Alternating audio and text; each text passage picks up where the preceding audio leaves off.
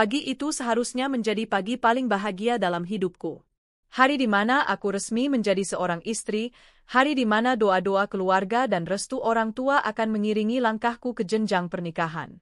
Namun, entah kenapa, dadaku terasa sesak. Seperti ada beban yang menindih tanpa sebab. Aku duduk di depan cermin besar di kamar pengantin yang disediakan oleh keluarga calon suamiku, Rangga. Make-up artis masih sibuk merapikan riasan wajahku, memoles bibirku dengan lipstik merah muda yang katanya akan cocok dengan warna gaunku. Gaun putih itu memang cantik. Sederhana tapi anggun. Payet-payet kecil berkilau setiap kali terkena cahaya lampu kristal di atas kepalaku. Namun entah kenapa, semakin aku menatap diriku di cermin, semakin perasaan aneh itu muncul. Aku mencoba menenangkan diri dengan menarik napas dalam-dalam. Mungkin ini cuma grogi, bisikku pada diri sendiri. Wajar kan, seorang perempuan nervous di hari pernikahannya. Tetapi hati kecilku berkata lain. Aku, Arini, anak tunggal dari keluarga berada. Ayahku seorang pengusaha sukses yang telah meninggal beberapa tahun lalu, meninggalkan warisan berupa perusahaan properti dan beberapa aset berharga lain. Ibuku seorang wanita sederhana yang tidak terlalu mengerti bisnis, sehingga sejak kecil aku terbiasa ikut mendampingi ayah mengurus beberapa hal. Setelah ayah tiada, aku melanjutkan sebagian tanggung jawab itu bersama pengurus perusahaan dengan perlindungan hukum agar aset tidak disalahgunakan. Pertemuanku dengan Rangga terbilang singkat. Dia anak pengusaha kenalan keluarga kami. Tampan, karismatik, pintar berbicara. Ibuku sangat senang ketika Rangga melamarku, katanya aku akan aman bersama lelaki seperti dia. Aku sempat ragu, tapi tatapan teduhnya, tutur katanya yang lembut, dan sikap keluarganya yang tampak ramah membuatku percaya. Namun, menjelang hari pernikahan, aku mulai merasakan hal-hal kecil yang mengganggu. Calon mertuaku, Bu Ningsih, beberapa kali menanyakan soal kepemilikan aset keluargaku. Katanya hanya basa-basi, ingin tahu, tapi seringkali pertanyaan itu terlalu detail, tentang saham, tentang sertifikat rumah, tentang warisan ayah. Aku jawab seadanya, berusaha positive thinking. Rangga pun kadang menyinggung hal yang sama, walau dengan cara lebih halus. Aku pikir itu wajar, karena dia akan jadi suamiku. Tapi tetap saja, ada sesuatu yang terasa mengganjal. Hari ini rumah besar keluarga Rangga penuh tamu. Sejak subuh sudah ramai. Pekerja catering mondar-mandir, dekorasi dipasang di halaman, kursi berjajar, panggung pelaminan berkilau. Dari jendela kamarku, aku bisa melihat tamu mulai berdatangan, beberapa kerabat keluarga besar mengenakan pakaian adat yang indah. Di dalam rumah, suasana justru terasa menegangkan. Para keluarga inti sibuk dengan persiapan. Ada yang mondar-mandir sambil membawa dokumen, ada yang sibuk mengatur tamu VIP, ada yang bisik-bisik di sudut ruangan. Aku mendengar samar suara calon mertuaku, Bu Ningsih, memberikan instruksi keras kepada beberapa panitia. Nada suaranya penuh otoritas, membuatku merinding. Entah kenapa, aku merasa seolah aku hanyalah tamu di rumah itu, bukan calon menantu yang akan disambut hangat. Aku mengenang kembali momen-momen bersamaku dengan Rangga. Pertama kali bertemu, ia begitu sopan. Mengajakku bicara tentang masa depan, tentang cita-cita membangun keluarga yang harmonis. Aku tersipu mendengarnya waktu itu, karena jarang ada lelaki yang bicara serius soal masa depan dengan cara seindah itu. Aku ingat saat ia menemaniku ke makam ayah. Rangga menggenggam tanganku erat, berjanji akan menjagaku sebagaimana ayah menjaga aku dan ibuku dulu. Hatiku luluh. Aku pikir, mungkin inilah lelaki yang dipilihkan Tuhan untukku. Tapi setelah lamaran, ia mulai berubah sedikit. Lebih sering sibuk, lebih sering berdiskusi dengan ibunya tentang keuangan keluarga besar. Katanya itu urusan bisnis, aku tak perlu khawatir. Aku mencoba percaya. Aku kembali menatap cermin. Make-up artis selesai, kini giliran perias rambut menambahkan hiasan bunga putih di rambutku yang disanggul indah. Cantik sekali, Mbak Arini, katanya sambil tersenyum. Aku membalas senyum, walau hambar. Tiba-tiba pintu kamar terbuka, seorang asisten keluarga masuk tergesa. Mbak, sebentar lagi akad. Persiapannya sudah ditunggu. Keluarga besar sudah siap. Aku mengangguk. Jantungku berdegup lebih cepat. Aku berdiri, menatap diriku sekali lagi di cermin. Cantik, iya, tapi entah kenapa, sorot mataku di cermin terlihat berbeda. Ada bayangan ketakutan di sana. Aku berbisik pelan, "Ayah, kalau ayah masih ada, apakah ayah akan merestui ini?" Dalam perjalanan menuju ruang akad, aku melewati lorong panjang. Lorong itu menghubungkan kamar pengantin dengan ruang tamu besar di mana akad akan dilaksanakan. Di tengah lorong, aku sempat berhenti karena mendengar suara-suara dari sebuah ruangan samping. Pintu ruangan itu sedikit terbuka. Aku mengira itu suara tamu yang sedang berbincang. Tapi ketika aku perhatikan, aku mengenali suara itu, suara Rangga. Aku terpaku. Suara Rangga jelas terdengar, tapi nada bicaranya berbeda dari biasanya. Lebih dingin, lebih penuh perhitungan. Aku hampir tak percaya itu suaranya. "Tenang saja, Bu. Begitu akad selesai, kita langsung bisa atur semuanya. Arini pasti nurut." Dia polos. Aku menahan napas. Jantungku serasa berhenti berdetak. Aku mendekat pelan, menyandarkan telinga ke dinding. Ada suara lain, suara Bu Ningsih. "Kau pastikannya, Rangga. Aset keluarganya itu harus segera dialihkan.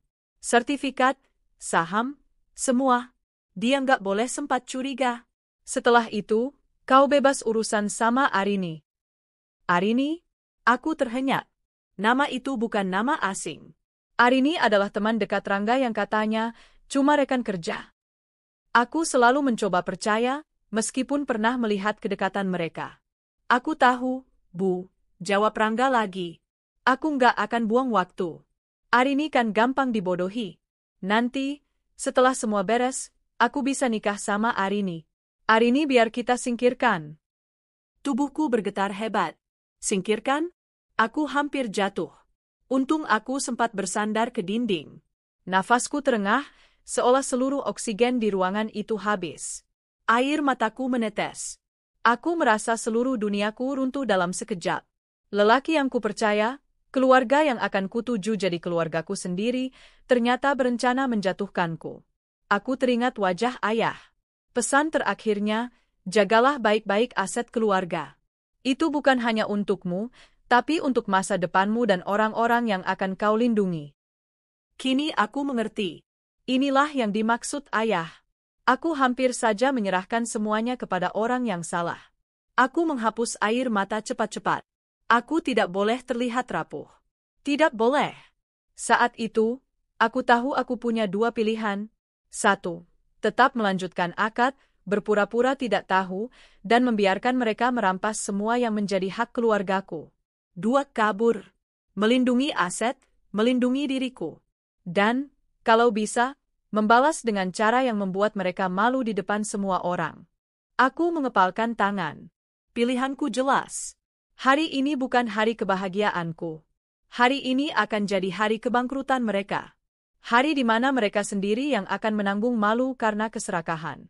Aku membalikkan badan, bergegas kembali ke kamar, sementara air mata bercampur dengan api amarah yang mulai menyala di dadaku. Jam di dinding menunjukkan pukul 8 pagi. Ijab kabul dijadwalkan pukul 9. Aku hanya punya waktu 1 jam untuk merancang langkahku. 1 jam untuk menyelamatkan aset, menyiapkan rencana, dan meninggalkan rumah ini tanpa seorang pun menyadari. Aku menatap cermin sekali lagi. Kali ini bukan wajah calon pengantin yang kutatap. Yang kulihat adalah wajah seorang pejuang yang baru saja disakiti, tapi tidak akan tinggal diam. Aku berbisik pelan, dengan suara bergetar namun penuh tekad. "Baiklah, Rangga. Baiklah, Bu Ningsih. Kalian pikir aku polos? Kalian pikir aku bodoh?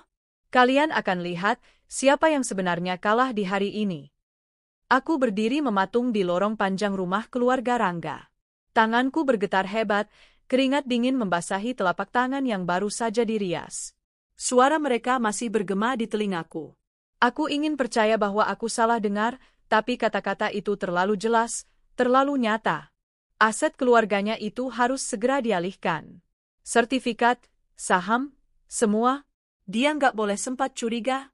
Setelah itu, kau bebas urusan sama Arini. Suara Bu Ningsih bergema seperti palu godam yang memukul kepalaku. Aku mendekat pelan ke celah pintu yang terbuka sedikit. Dari celah sempit itu, aku bisa melihat sekilas sosok Rangga duduk dengan jas pengantin yang rapi. Senyumnya bukan senyum penuh cinta seperti yang kuterima selama ini, melainkan senyum penuh tipu daya. Di sampingnya, Bu Ningsih duduk anggun dengan kebaya mewah, tetapi dari matanya terlihat keserakahan yang tak tertutupi. Di meja di hadapan mereka ada beberapa map coklat. Aku bisa mengenali bentuknya, dokumen-dokumen. Aku menahan napas. Apa semua dokumennya sudah siap? Tanya Rangga, suaranya rendah namun tegas. Sudah, jawab Bu Ningsih. Aku sudah hubungi notaris kenalan kita.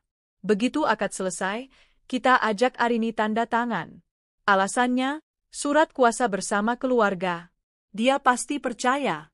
Dia kan lugu, nggak ngerti detail hukum. Dari situ kita kuasai saham-saham perusahaan peninggalan ayahnya. Kau tinggal urus sisanya. Hatiku seperti diremas. Jadi benar, mereka bukan hanya berniat menikahiku, tapi juga memanfaatkan pernikahan ini untuk merampok semua yang diwariskan ayahku. Rangga tertawa kecil. Bagus. Aku sudah nggak sabar. Setelah semuanya beres, aku bebas atur hidupku. Arini, ya sudahlah. Biar kita kasih sedikit uang bulanan. Tapi aku lebih memilih hidup dengan Arini. Dia jauh lebih mengerti aku. Arini, nama itu kembali menusuk hatiku. Jadi semua yang kulihat selama ini bukan sekadar cemburu buta.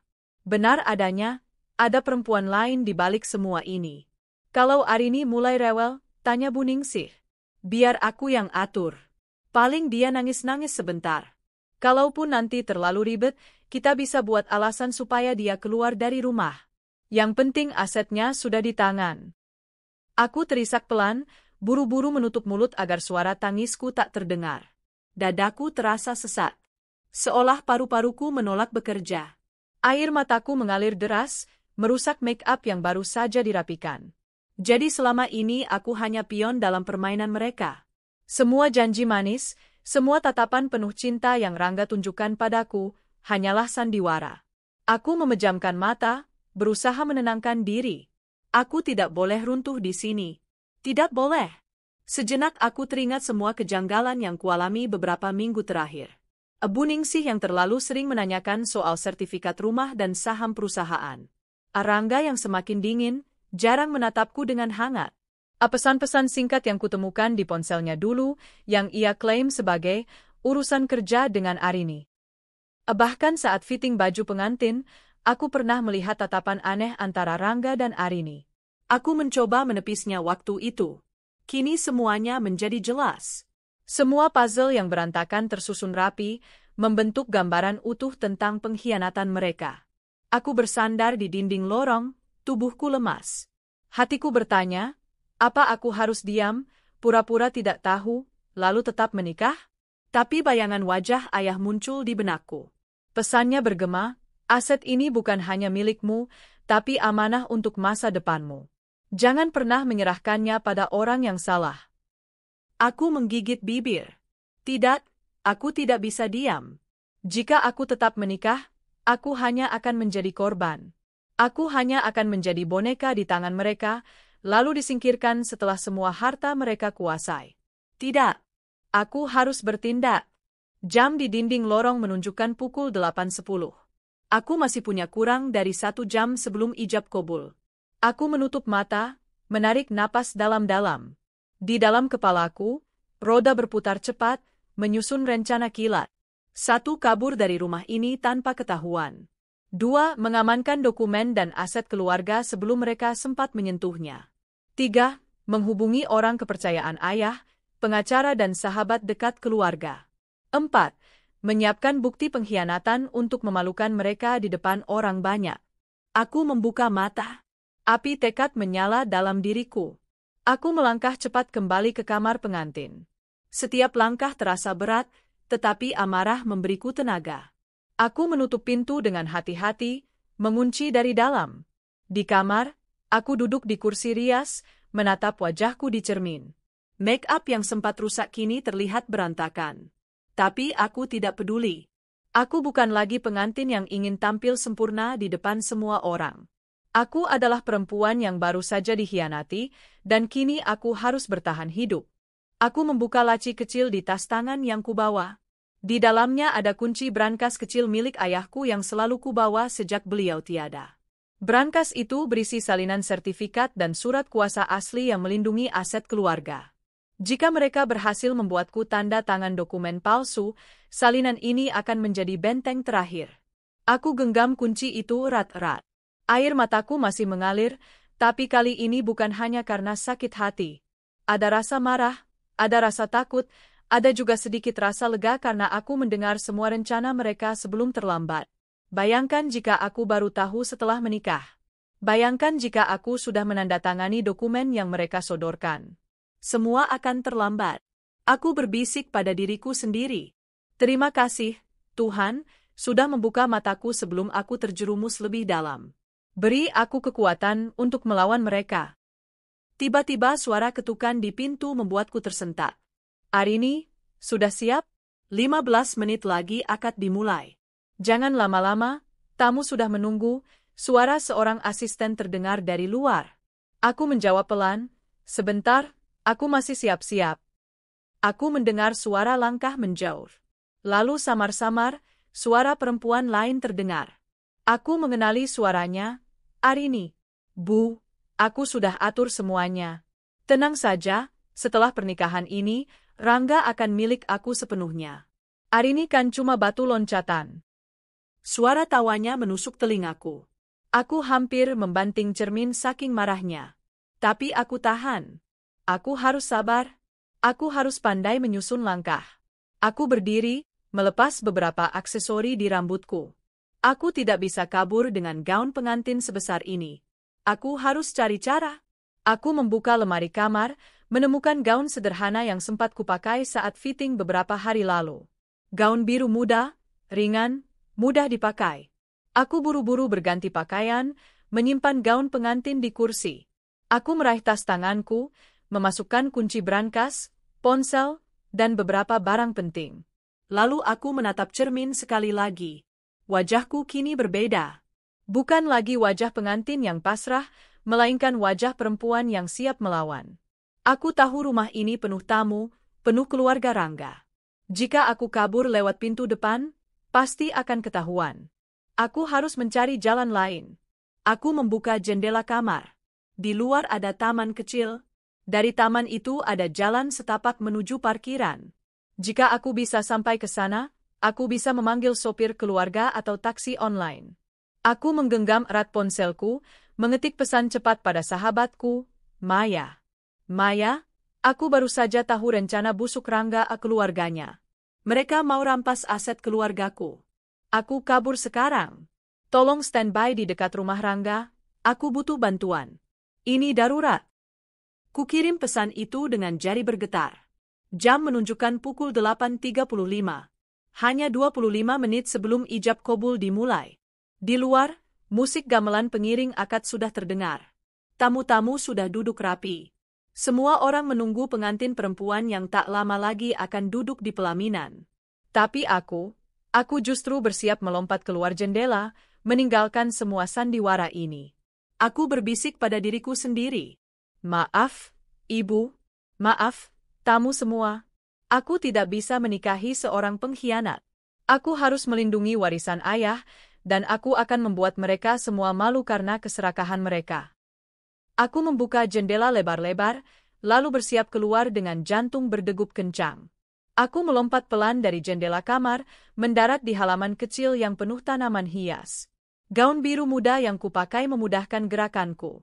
Nafasku memburu, jantungku berdegup secepat gendang gamelan yang mulai ditabuh di ruang depan. Aku merunduk, berjalan cepat di antara pepohonan, lalu menyusuri jalan setapak menuju parkiran. Syukurlah, banyak orang sibuk di bagian depan rumah, sehingga tak ada yang memperhatikan aku menyelinap keluar. Sesampainya di parkiran, aku melihat beberapa mobil berjejer. Mobil keluarga Rangga, mobil tamu, mobil catering. Aku berlari kecil ke arah pagar samping, membuka gerbang kecil, dan akhirnya keluar ke jalan raya. Udara pagi menerpa wajahku. Bebas, lega, tapi aku belum aman. Tak lama setelah aku keluar, sebuah mobil putih berhenti di depanku. Jendela terbuka, memperlihatkan wajah sahabatku, Maya. "Arini, cepat masuk," serunya panik. Aku buru-buru masuk ke dalam mobil, menutup pintu rapat-rapat. Begitu mobil melaju, aku langsung terisak di bahunya. "Maya, mereka mau rampas semua aset keluargaku. Rangga, ibunya, mereka berencana singkirkan aku setelah menikah." Aku dengar sendiri. Maya mengusap bahuku, menenangkan. "Syukurlah kamu dengar sebelum terlambat. Kalau tidak, entah apa yang akan terjadi." "Tenang, Rin, kita masih punya waktu. Kita harus segera amankan semuanya." Aku mengangguk, mengusap air mata. Aku nggak mau mereka berhasil. Aku harus melindungi warisan ayah. Maya membawaku ke apartemen kecil miliknya di pusat kota. Apartemen itu sederhana, tapi cukup aman untuk sementara. Begitu sampai, aku langsung duduk di sofa, meletakkan tas, dan menarik napas panjang. "Langkah pertama," kataku sambil berusaha tegar, "aku harus amankan dokumen dan aset. Aku masih punya kunci brankas kecil di rumahku. Semua salinan sertifikat dan surat kuasa ada di sana." Maya mengangguk. "Baik, aku akan temani kamu. Tapi bagaimana caranya? Rumahmu sekarang pasti diawasi. Mereka pasti curiga kamu kabur." Aku menggigit bibir. Maya benar. Setelah kabar aku menghilang tersebar, keluarga Rangga pasti panik dan mencari aku kemana-mana. Kalau begitu, aku harus bergerak cepat sebelum mereka sempat mengirim orang ke rumahku. Jawabku tegas. Aku membuka ponsel, mencari kontak pengacara keluarga yang sudah lama dipercaya ayah, Pak Surya. Tanganku sempat ragu, tapi akhirnya aku tekan tombol panggil. Beberapa detik kemudian, suara beratnya terdengar. "Halo, Arini. Selamat pagi. Bukankah sekarang jadwal akad nikahmu? Kenapa kau menelepon?" Air mataku hampir tumpah lagi. "Pak Surya, semuanya berubah. Aku baru saja mendengar rencana busuk Rangga dan ibunya. Mereka mau rampas aset keluargaku. Mereka sudah siapkan dokumen palsu untuk kusign. Aku kabur dari rumah sebelum akad dimulai." Pak Surya terdiam sejenak, lalu suaranya tegas. "Syukurlah kau mendengar sebelum terlambat. Kau benar mengambil langkah kabur. Sekarang lakukan dua hal, amankan semua dokumen asli, lalu jangan tanda tangan apapun. Saya akan siapkan surat perlindungan hukum segera." Aku menarik napas lega. "Baik, Pak. Terima kasih. Tolong bantu aku. Aku tidak akan biarkan mereka berhasil." "Tenang, Arini. Saya ada di pihakmu. Kita akan lawan mereka."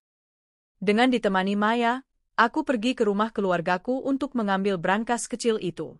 Rumah itu tidak jauh, hanya 20 menit dari apartemen. Sepanjang jalan, aku gelisah. Mataku terus menatap spion, takut jika ada mobil yang mengikuti. Sesampainya di rumah, aku langsung masuk dengan kunci cadangan.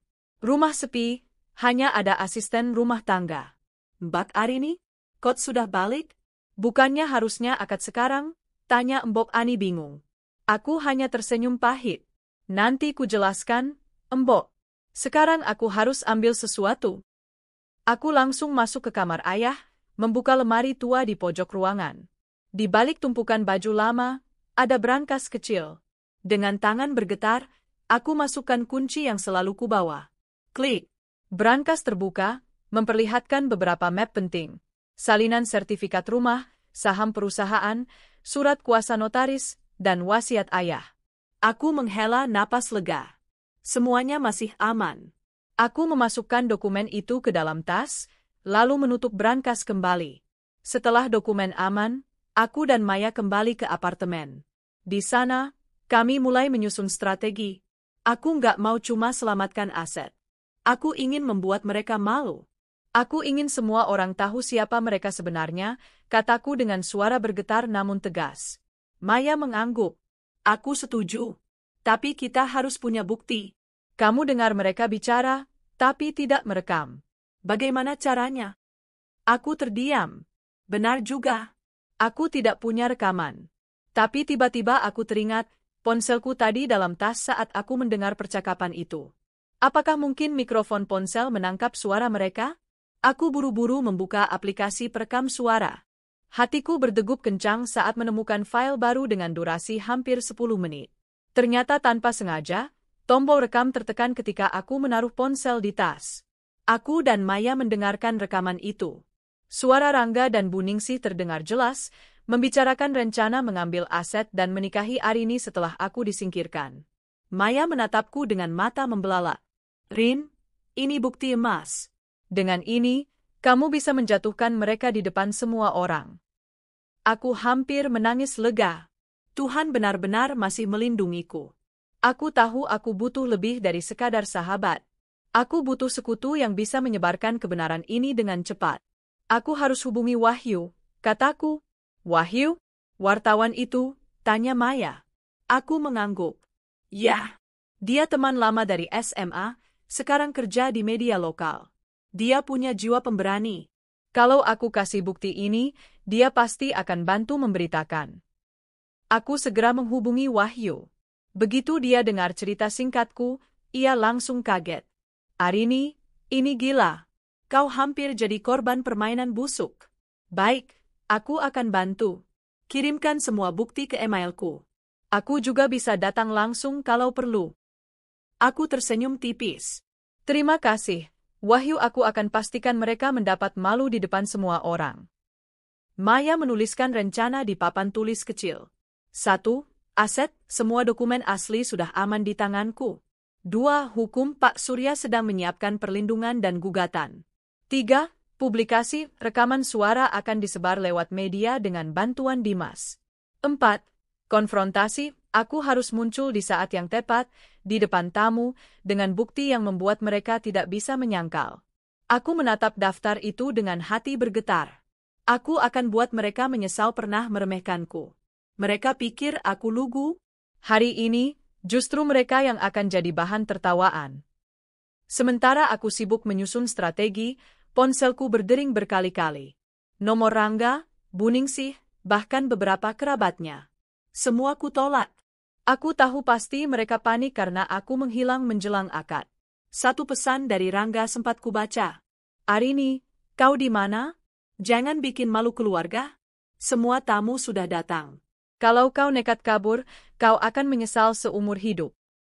Aku tertawa miris membaca ancamannya. Justru dia yang akan menyesal. Menjelang siang, aku duduk di balkon apartemen Maya, memandang langit biru. Hati kecilku berbisik, perjalanan ini tidak akan mudah. Akan ada perang, akan ada fitnah balik dari mereka. Tapi aku tidak takut lagi. Aku sudah punya bukti, aku punya sekutu, dan yang terpenting aku punya tekad. Aku mengingat wajah ayah sekali lagi. Ayah, aku janji, aku tidak akan biarkan harta warisanmu jatuh ke tangan orang serakah. Aku akan jaga, meski nyawaku jadi taruhannya. Jam di ponsel menunjukkan pukul 11.30 siang. Ijab kabul sudah batal berantakan tanpa pengantin perempuan. Kabar kepanikan mulai tersebar. Aku, di sisi lain, sudah selangkah lebih maju. Aset aman, bukti ada, sekutu siap. Sekarang tinggal satu hal, menunggu saat yang tepat untuk menghantam mereka balik di depan semua orang. Aku mengepalkan tangan. Bersiaplah, Rangga. Bersiaplah, Bu Ningsih.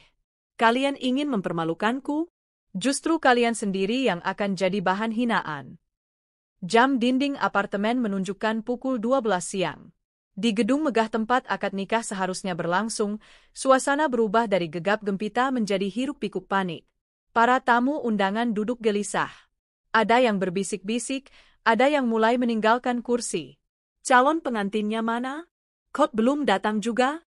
Katanya tadi pagi sudah ada di rumah Rangga. Jangan-jangan kabur? Bisik-bisik itu makin nyaring. Wajah Bu Ningsih memerah menahan malu. Rangga mondar-mandir dengan wajah tegang, ponsel di tangannya tak berhenti berbunyi. Dasar perempuan tidak tahu diri, desis Bu Ningsih dengan geram. Bagaimana bisa dia berani mempermalukan keluarga kita seperti ini? Rangga mencoba menenangkan ibunya, meski hatinya juga terbakar. Tenang, Bu. Saya akan cari dia. Dia tidak mungkin pergi jauh. Namun di balik kegelisahan itu, keduanya mulai sadar, rencana mereka terancam gagal total. Di sisi lain, aku duduk dengan tenang di apartemen Maya. Televisi menyala, menampilkan siaran langsung pernikahan yang seharusnya berlangsung mewah itu. Wartawan infotainment sudah mulai mencium aroma gosip. Pemirsa, hingga kini mempelai wanita belum juga muncul. Keluarga mempelai pria tampak gelisah. Apakah ada sesuatu yang terjadi di balik layar? Aku tersenyum tipis, menyeruput teh hangat. Maya duduk di sampingku, ikut menonton dengan ekspresi penuh kepuasan. Bagus, Rin. Semakin lama kamu tidak muncul, semakin besar rasa malu mereka. Tapi ingat, ini baru permulaan, ujar Maya. Aku mengangguk. Ya. Sekarang saatnya masuk ke tahap berikut, jebak mereka lewat hukum dan finansial. Sekitar pukul 1 siang, Pak Surya datang ke apartemen Maya. Lelaki parubaya itu membawa tas kerja penuh dokumen. Wajahnya serius namun penuh wibawa. Arini, saya sudah dengar situasinya dari telepon. Sekarang, kita harus bertindak cepat. Mereka pasti sudah menyiapkan dokumen pernikahan untuk kau tanda tangani. Tapi karena kau kabur, dokumen itu tidak sah. Itu keuntungan besar untukmu. Aku menghela napas lega. Syukurlah. Aku takut mereka bisa buat salinan palsu untuk menguasai aset. Pak Surya menggeleng. Selama dokumen asli ada padamu, mereka tidak bisa berbuat apa-apa. Justru sekarang kita balikkan keadaan. Kau punya bukti rekaman, bukan? Aku mengangguk, menunjukkan ponselku. Ya. Suara Rangga dan ibunya jelas terdengar merencanakan mengambil aset dan menyingkirkanku. Pak Surya tersenyum tipis. Bagus sekali. Rekaman ini bisa jadi senjata pamungkas. Saya sarankan kita buat laporan resmi ke kepolisian tentang percobaan penipuan dan persekongkolan. Sekaligus, kita siapkan konferensi pers agar publik tahu kebenarannya. Hatiku berdegup kencang mendengar kata-katanya. Semua terasa nyata. Aku benar-benar akan melawan mereka secara terbuka. Pak Surya lalu mengeluarkan beberapa berkas. Saya sudah siapkan surat permohonan penyegelan aset sementara. Dengan ini, semua properti atas nama keluargamu tidak bisa dipindahtangankan tanpa izinmu. Aku membubuhkan tanda tangan dengan tangan sedikit gemetar. Rasanya seperti menyalakan api perang besar. Mulai sekarang, Arini, kata Pak Surya, kau sudah selangkah di depan mereka. Kalau mereka coba lakukan transaksi gelap, pihak notaris atau bank akan menolak. Aku menghela napas lega. Terima kasih, Pak. Aku tidak akan biarkan usaha ayah sia-sia. Sore harinya, W.A. Hayu datang membawa kamera kecil dan laptop. Wartawan itu terlihat antusias sekaligus serius. Rin, aku sudah dengar potongan rekamannya. Suaranya jelas sekali. Ini bisa jadi berita utama. Tapi apa kamu siap kalau ini meledak besar? Namamu, keluargamu, semuanya akan jadi konsumsi publik. Aku menatapnya dalam-dalam. Dimas, lebih baik aku dicap pengantin kabur daripada hidup sengsara karena jadi korban penipuan. Aku siap hadapi risikonya. Aku ingin mereka hancur di depan semua orang. Wahyu mengangguk. Baik, aku akan siapkan artikel investigasi. Malam ini juga bisa tayang online. Maya menepuk tanganku. Bagus, Rin. Sementara mereka sibuk menutup malu di acara akad, kita sibuk membuka topeng mereka ke publik. Di gedung pernikahan, berita, pengantin kabur, sudah menyebar luas. Tamu-tamu mulai berbisik dengan nada sinis. Aduh, kasihan sekali. Memalukan begini di depan orang banyak. Berarti benar ya, katanya keluarga itu memang terlalu serakah. Ceka, kalau begini, reputasi mereka hancur. Rangga menahan amarah, wajahnya pucat pasi. Ia mencoba menenangkan tamu dengan alasan, calon istri saya sedang sakit mendadak, tapi tak ada yang percaya. Buningsih hampir pingsan karena malu. Rangga, kau harus cari dia sekarang juga. Kalau tidak, keluarga kita akan jadi bahan gosip berbulan-bulan. Namun sebelum Rangga sempat melangkah, ponselnya berbunyi. Sebuah notifikasi berita daring. Breaking news. Dugaan rencana busuk calon suami mertua, bukti rekaman terungkap. Foto wajah Rangga dan Buningsih terpampang jelas. Rangga membelalak. Apa-apaan ini? Artikel Wahyu menyebar cepat di media sosial. Judulnya tajam. Calon pengantin kabur setelah dengar rencana busuk, aset keluarga ingin dirampas, mempelai wanita akan disingkirkan. Di dalam artikel, ada kutipan rekaman suara Rangga dan Bu Ningsih yang jelas menyebut rencana mereka. Publik pun geger. Komentar bermunculan. Gila, baru mau nikah aja udah sejahat itu. Salut sama pengantin wanitanya, berani kabur. Semoga keluarga serakah itu dipermalukan habis-habisan. Maya memperlihatkan layar ponselnya padaku. Rin, lihat. Nama mereka trending di media sosial. Semua orang kutuk mereka. Aku tersenyum getir. Bagus. Biarkan mereka rasakan sendiri akibat perbuatannya. Tak lama kemudian, ponselku kembali berdering. Kali ini dari Rangga. Aku ragu sejenak, lalu mengangkat dengan loudspeaker agar Maya dan Wahyu bisa mendengar. Arini, apa-apaan ini? Kau yang sebarkan rekaman itu, ya? Suara Rangga terdengar panik bercampur marah. Aku tersenyum tipis. Jangan salahkan aku, Rangga. Kau sendiri yang bicara busuk di belakangku. Aku hanya tunjukkan siapa dirimu yang sebenarnya. Kau mempermalukan keluargaku. Kau akan menyesal. Tidak, Rangga. Justru kau yang akan menyesal. Aku sudah amankan semua aset keluargaku. Kau tidak akan dapat sepeser pun. Dan sekarang, semua orang tahu niat busukmu. Jadi nikmatilah rasa malu itu. Aku menutup telepon tanpa memberi kesempatan dia membalas. Maya bertepuk tangan kecil, sementara Dimas tertawa singkat. Bagus sekali, Rin. Itu jawaban seorang pemenang, ujar Wahyu. Malam itu, aku, Maya, dan Pak Surya pergi ke kantor polisi untuk membuat laporan resmi. Aku menyerahkan rekaman asli, serta keterangan kronologis lengkap.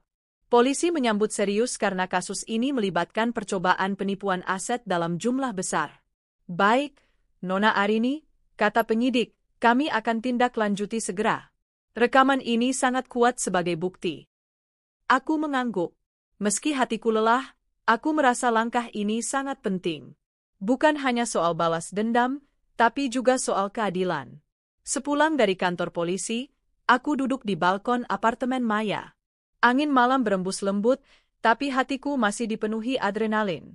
Aku menatap langit berbintang, berbisik pada diri sendiri. Ini baru awal.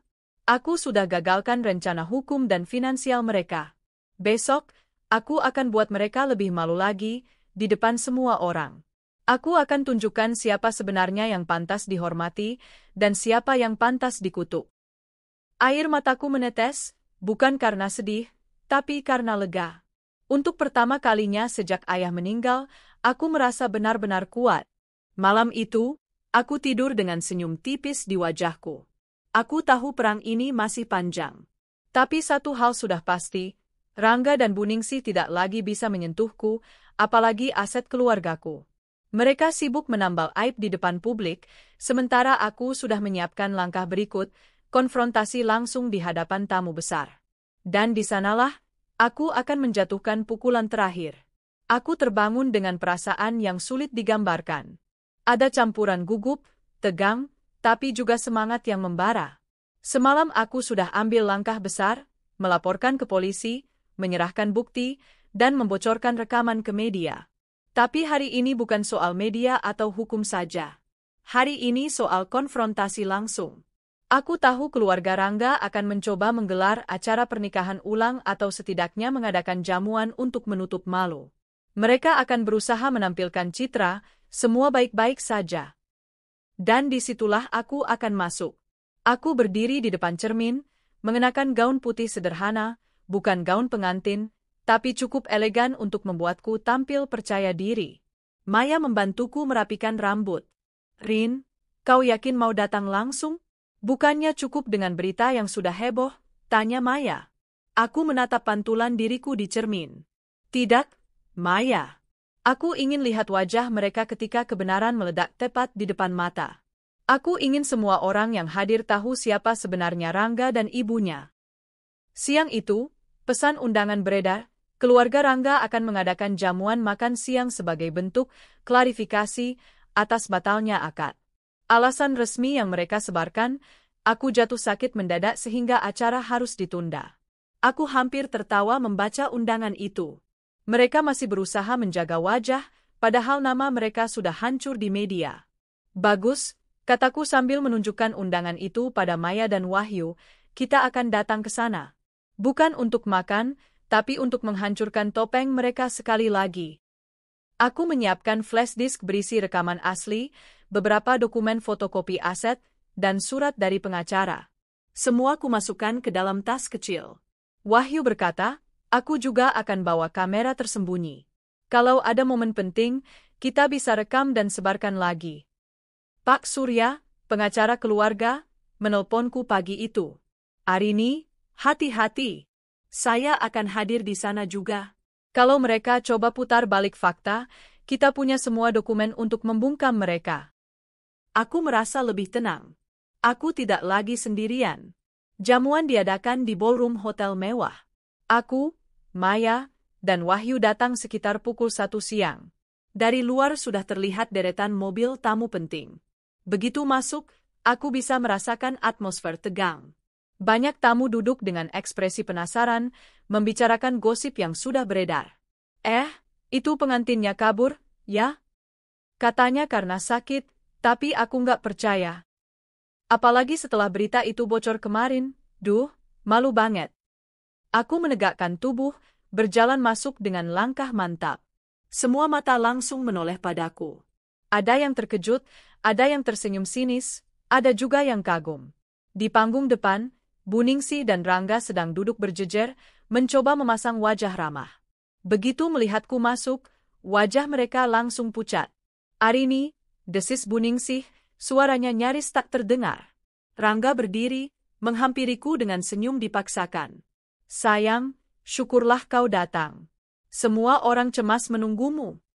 Aku menatapnya dingin. Jangan panggil aku sayang, Rangga. Aku sudah bukan milikmu. Ruangan langsung riuh. Bisik-bisik semakin keras terdengar. Aku melangkah naik ke panggung. Suasana hening. Semua menunggu apa yang akan kukatakan. Aku mengambil mikrofon dari tangan MC. Suaraku gemetar di awal, tapi kemudian semakin mantap.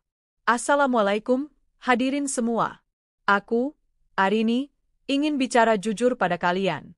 Banyak yang bertanya-tanya kenapa aku kabur 1 jam sebelum akad kemarin. Dan hari ini, aku akan jelaskan semuanya. Aku menatap wajah Rangga dan Buningsih yang makin panik.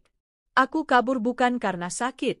Aku kabur karena aku mendengar sendiri rencana busuk calon suamiku dan calon mertuaku. Mereka ingin mengambil seluruh aset keluarga almarhum ayahku. Setelah itu, mereka berniat menyingkirkanku dan Rangga akan menikahi selingkuhannya. Gasps terdengar di seluruh ruangan. Beberapa tamu menutup mulut, beberapa langsung menatap tajam ke arah Rangga. Kalau ada yang menganggap ini fitnah, lanjutku, silakan dengar bukti ini.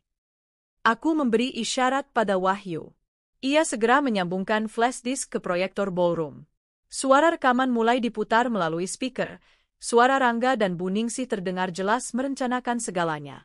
Biarkan saja dia tanda tangan semua. Setelah itu, kita singkirkan pelan-pelan.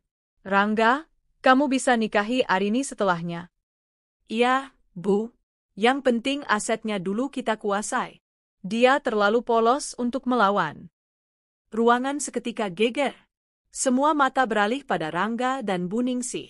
Wajah mereka merah padam, tak bisa berkata apa-apa. Seorang tamu berteriak, "Astaga, jadi berita itu benar?" Yang lain menimpali, "Jahat sekali. Calon istri sendiri mau ditipu." Suasana berubah menjadi hujan cemoohan. Beberapa kerabat Rangga bahkan menundukkan kepala malu. Aku memandang mereka dengan tatapan penuh kemenangan. Sekarang kalian semua sudah dengar sendiri. Aku tidak fitnah, aku tidak mengada-ada. Inilah wajah asli mereka. Rangga akhirnya angkat bicara, suaranya bergetar. Arini, dengar dulu. Itu hanya obrolan bercanda, tidak serius. Aku menatapnya dingin. Bercanda? Jadi menurutmu merencanakan menyingkirkan calon istri itu lucu? Mengambil aset keluarga orang lain itu lucu? Aku mengangkat map dokumen. Ini salinan sertifikat dan surat kuasa yang kalian incar. Semuanya sudah aku amankan secara hukum. Jadi jangan harap kalian bisa menyentuhnya. Ruangan kembali riuh. Bu Ningsih mencoba angkat bicara, suaranya nyaring namun gemetar. Hadirin semua, jangan percaya. Gadis ini hanya ingin mempermalukan keluarga kami. Dia tidak tahu berterima kasih. Aku menoleh dengan tatapan tajam. Tidak tahu berterima kasih? Justru aku yang hampir menjadi korban. Kalian ingin merampas harta peninggalan ayahku, lalu membuangku. Kalau bukan karena aku dengar sendiri, hari ini mungkin aku sudah jadi istri boneka kalian. Seorang tamu yang cukup berpengaruh berdiri. Saya kenal baik almarhum ayah Arini. Beliau orang baik. Kalau memang benar kalian berniat merampas asetnya, itu perbuatan hina. Bu Ningsih tidak bisa menjawab. Wajahnya memucat. Tiba-tiba, pamanku, adik dari ayahku, berdiri dari kursi tamu. Aku terkejut melihatnya hadir. Arini benar. Aku juga sudah curiga sejak awal keluarga itu hanya mengejar harta. Hari ini kebenaran terbongkar. Aku bangga padamu, nak, karena berani melawan. Air mataku menetes mendengar dukungan itu. Aku merasa tidak sendirian lagi. Seorang tokoh masyarakat yang diundang sebagai saksi acara akhirnya angkat suara. Cukup. Semua orang sudah mendengar bukti. Keluarga ini sudah mempermalukan dirinya sendiri.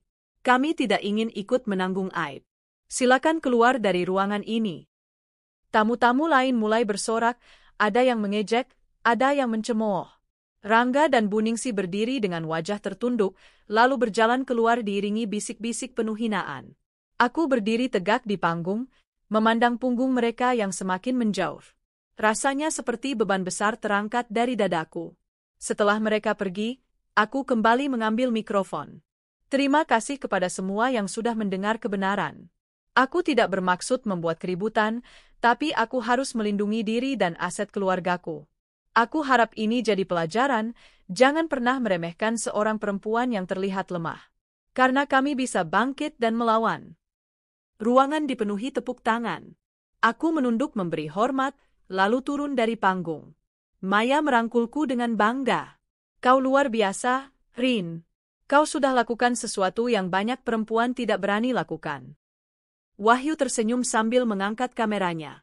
Dan percayalah, momen ini akan tersebar lebih luas daripada berita kemarin. Hari itu, aku bukan hanya berhasil melindungi aset keluarga, tapi juga berhasil mempermalukan mereka tepat di depan orang-orang yang dulu mereka coba kelabui. Aku berjalan keluar ballroom dengan kepala tegak. Untuk pertama kalinya, aku merasa bebas dari bayangan gelap yang menjeratku. Dan dalam hatiku, aku tahu, perang belum selesai. Masih ada langkah berikut, masih ada luka yang harus disembuhkan. Tapi hari ini, aku sudah menang satu babak besar. Hari di mana aku membatalkan pernikahan itu menjadi titik balik dalam hidupku. Tidak pernah terbayang sebelumnya, aku, Arini, gadis sederhana yang dulunya selalu manut pada rencana orang tua dan keluarga, berubah menjadi perempuan yang berani melawan arus, membongkar kebusukan, dan meninggalkan panggung pernikahan dengan kepala tegak. Namun perjalanan tidak berhenti di sana. Justru setelah semua drama itu, hidupku masuk ke babak baru yang penuh tantangan, sekaligus kejutan manis. Hari-hari pertama setelah aku kabur dari ijab kabul dipenuhi dengan gosip. Namaku menjadi buah bibir. Apa kamu dengar? Arini kabur pas hari pernikahan. Tapi dia pintar. Katanya calon suaminya ketahuan busuk, mau rebut harta. Wah, itu benar-benar kayak cerita sinetron. Awalnya, aku merasa risih. Kemanapun aku pergi, selalu ada tatapan orang.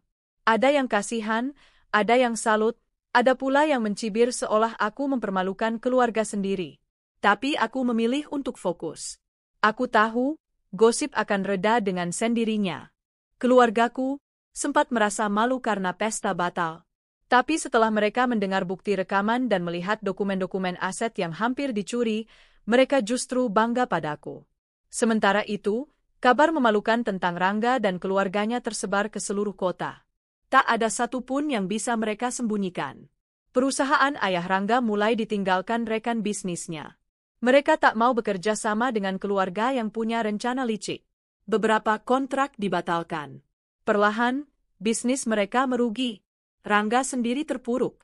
Sinta, yang semula begitu manis, akhirnya meninggalkannya juga setelah tahu Rangga sudah tidak bergengsi lagi. Aku nggak mau ikut tenggelam sama kamu, kata Sinta dingin di depan banyak orang. Aku mendengar semua kabar itu bukan dengan dendam, tapi dengan rasa lega. Tuhan ternyata memang tidak pernah tidur. Setelah semua kejadian, aku memutuskan untuk tidak larut dalam kesedihan. Aku ingin mandiri. Aku ingin membuktikan bahwa perempuan tidak harus bergantung pada laki-laki atau pernikahan untuk merasa berharga. Pak Dimas. Dia seorang pengusaha sukses, matang, bijaksana, dan sangat menghargai kerja keras. Arini, saya suka dengan cara berpikir Anda yang kritis, katanya suatu kali. Aku tersenyum. Terima kasih, Pak. Hari demi hari, aku belajar dunia bisnis darinya termasuk bagaimana melindungi aset agar tidak mudah dijebak seperti yang dulu nyaris terjadi padaku. Suatu hari, tanpa sengaja aku bertemu dengan Rangga di sebuah kafe. Dia tampak lusuh, berbeda jauh dari pria sombong yang dulu ingin menikahiku. Arini, suaranya parau, penuh penyesalan. Aku salah besar. Aku hancur sekarang. Semua karena keserakahanku. Andai waktu bisa diputar. Aku menatapnya tenang. Tidak ada lagi marah. Tidak ada lagi benci.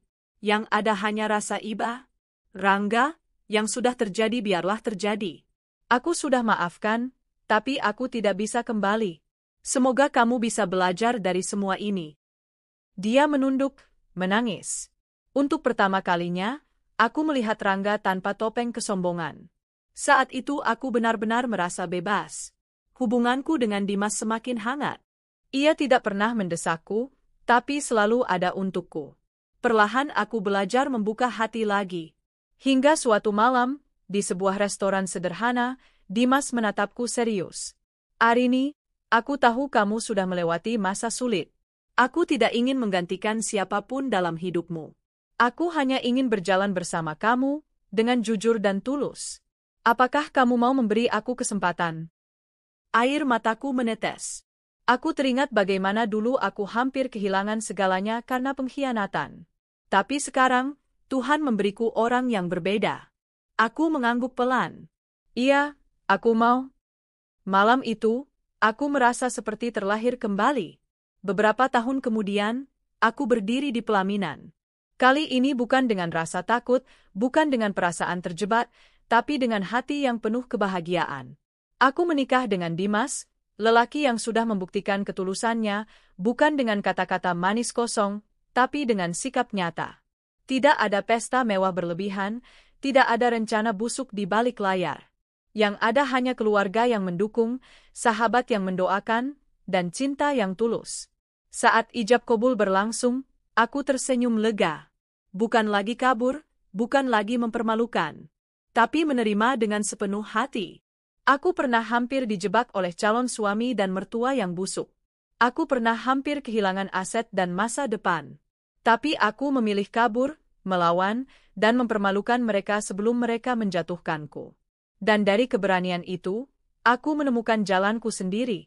Karir, harga diri, dan cinta yang sebenarnya. Hari ini aku bisa berkata dengan penuh keyakinan.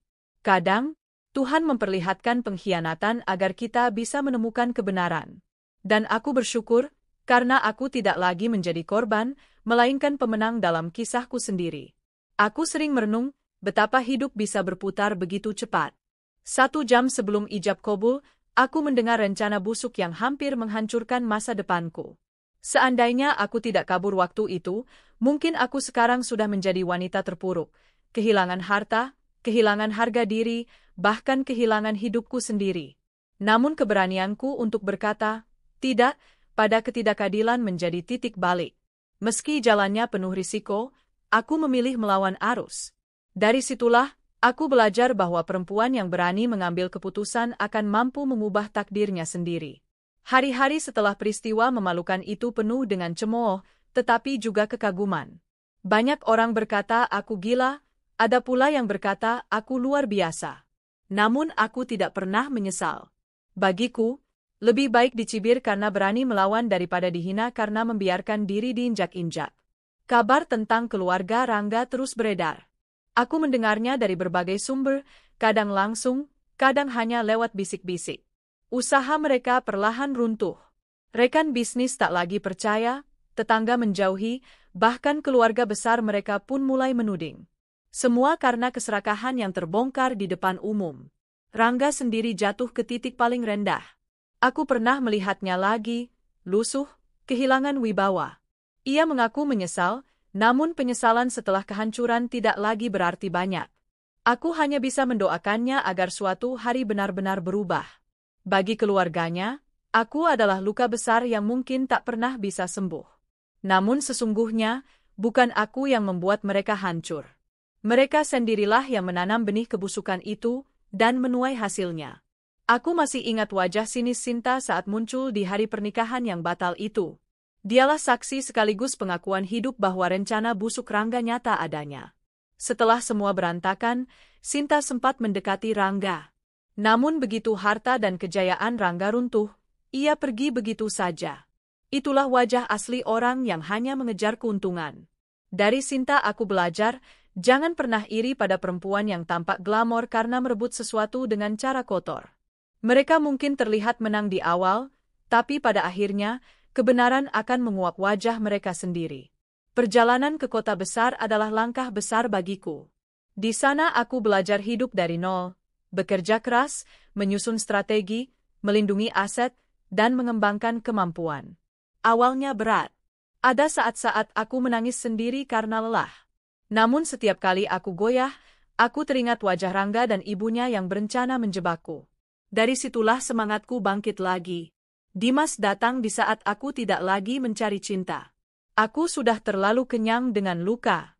Tapi justru karena itu, aku bisa melihat ketulusannya tanpa buta oleh rayuan. Dia tidak pernah menjanjikan dunia yang indah, tidak pernah mengucapkan kata-kata manis berlebihan. Yang ia lakukan hanyalah hadir, memberi perhatian, mendukung setiap langkahku, dan menghargai diriku apa adanya. Hubungan kami tumbuh dari rasa hormat, bukan dari nafsu. Dari kerjasama, bukan dari tipu daya. Dari ketulusan, bukan dari kebohongan. Menikah dengan Dimas tidak membuatku kehilangan jati diri. Justru ia semakin mendorongku untuk tumbuh. Kamu tetaplah Arini yang kuat. Jangan pernah berhenti bermimpi hanya karena sudah jadi istri. Aku ada untuk mendukungmu, katanya. Dan benar saja, bersama Dimas, aku semakin berkembang. Kami membangun usaha bersama, mengembangkan bisnis properti, dan menjaga agar semuanya selalu transparan. Tidak ada rahasia yang disembunyikan. Dari sini aku belajar bahwa pernikahan sejati bukan tentang siapa yang lebih berkuasa, tapi tentang siapa yang mau saling mendukung. Kadang aku merenung, bagaimana jika hari itu aku tetap menikah dengan Rangga? Mungkin aku sudah terjebak dalam rumah tangga penuh tipu daya. Mungkin aset keluargaku sudah lenyap. Mungkin aku sudah disingkirkan entah kemana. Pikiranku bergetar hanya membayangkannya. Namun aku segera tersenyum. Karena kenyataannya, aku memilih kabur. Aku memilih mempermalukan mereka. Dan dari pilihan itulah aku menemukan jalan baru yang membawaku pada kebahagiaan sekarang. Dari kisah ini, aku ingin menyampaikan sesuatu kepada semua perempuan. Jangan pernah buta karena cinta. Perhatikan tanda-tanda, dengarkan intuisi. Jangan takut mengambil keputusan berani. Kadang kabur dari sesuatu yang salah adalah jalan menuju sesuatu yang benar. Jangan pernah merasa hidupmu berakhir hanya karena pernikahan batal. Justru itu bisa jadi awal kehidupan baru yang lebih baik. Perempuan tidak pernah ditakdirkan hanya untuk menjadi korban. Kita bisa bangkit, bisa melawan, dan bisa menang. Kini, bertahun-tahun setelah semua kejadian itu, aku menjalani hidup dengan tenang. Aku memiliki keluarga kecil yang harmonis bersama Dimas.